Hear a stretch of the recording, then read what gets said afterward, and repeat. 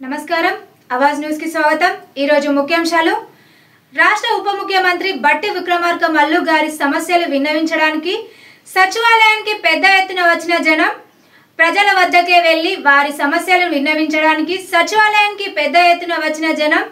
ప్రజల వద్దకే వెళ్లి వారి సమస్యలను ఓపికగా విని వారు ఇచ్చిన వినతి పత్రాలు స్వీకరించిన డిప్యూటీ సీఎం బట్టి విక్రమార్క